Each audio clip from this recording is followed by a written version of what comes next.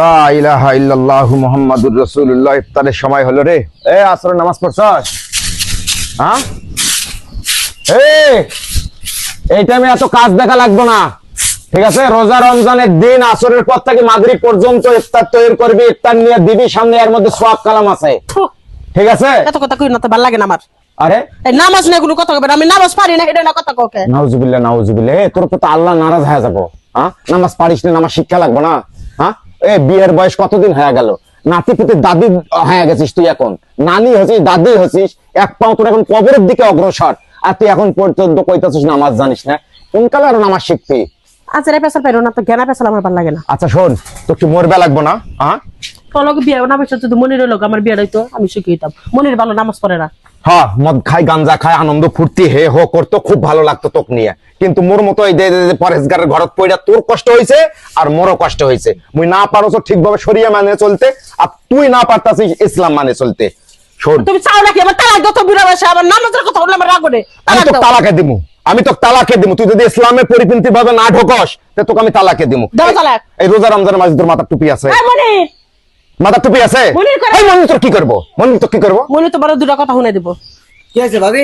খালি নামাজের কথা কয় তার ভাই। হ্যাঁ, কি পয়সা কি? তুই তুই বেয়াদব, হ্যাঁ, তুই বেয়াদব।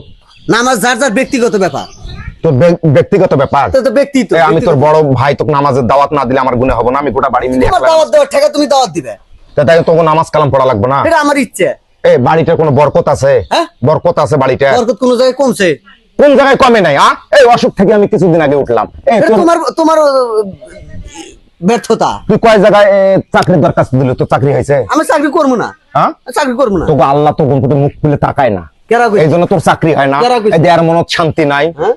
এই এখনো শোন, তো তুমিও খেতে ধান গাড়ো, আমিও খেতে ধান গাড়ি, তো তোমারও ধান হয় আমারও ধান হয়, তোমার তো এই স্বর্ণ হয় না। ও আল্লাহ, এই ছোট ভাই আর বউকে হেদায়েত দে আল্লাহ, না হলে মোক এই সংসারে আমার আজাদ থেকে তুলি নে। হ্যাঁ, তারপরে এলে অশান্তি আমার আর ভালো লাগছে না। ইসলামপন্থী বিরোধী এলে কথাবার্তা প্রশ্নে মনির, শুনো, এখনো সময় আছে। নামাজ কালাম আমারটা আমি বুঝবো, আমারটা আমি পড়বো। আল্লাহ যদি আমার যতকে দেখে আমি বুঝবো, তোমার কি? তোর জন্য তোকে যাবার একবারে হারামি আর পক পক পক করেছিস। তোর জন্য তোর তোকে যাওয়া লাগবো। এই কেনকা বউ তুই নিয়ে তোর বউ তোর কথা শোনে না? হারামজাদিরে, হারামজাদির গলার মতো পাও তুলে দিয়ে পাড়া দিবে একবারে। বাড়া বাড়া।